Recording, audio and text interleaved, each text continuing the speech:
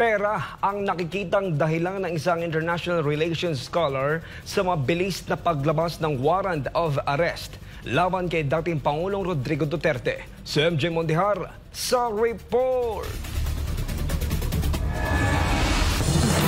Bawas ang budget ng International Criminal Court o ICC ngayong 2025 matapos tapesan ng oversight body nito. Yan ang buod ng report ng Courthouse News Service nito nakaraang Disyembre na nagdetalye sa pagpupulong ng mga kasapi ng Assembly of State Parties na bumubuo sa Rome Statute. Sa report, nasa 195 million euros lang ang naprobahang budget ng ICC ngayong taon mula sa 202 million euros na kanilang hiningi. Pinuna rin ng ICC dahil sa 12 investigasyon na kanilang inulunsad, wala ni isa ang nauwi sa trial.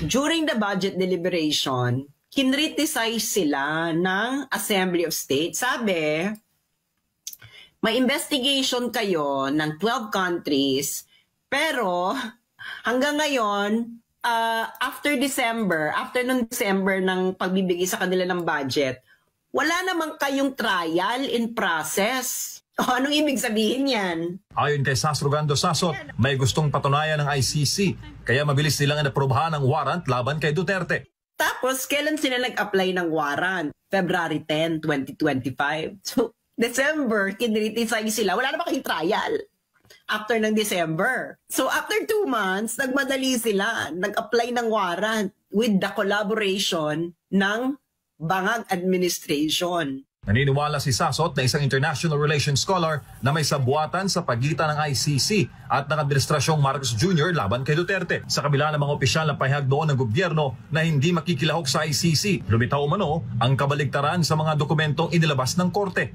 Sabi sa paragraph 112 ng request ng urgent warrant nila noong February 10, in late 2024, the government of the Philippines publicly announced for the first time that it may execute an ICC arrest warrant.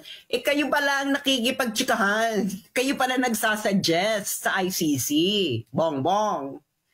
Tapos sabi nyo raw, noong late January 2025, sinabi nyo raw na i-execute nila ang ICC warrant kung ang magre-request, kung pinadaan ng request sa Interpol.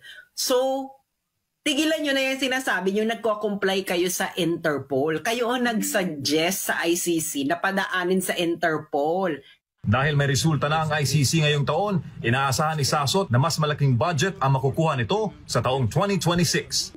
Anong ibig sabihin nun? Kasi gusto nyo, pagdating ng 2026, ano naman kayo? Bida-bida na naman kayo sa budget. Kasi may trial eh. Siyempre, kung walang trial, babawasan sila ng budget. Para sa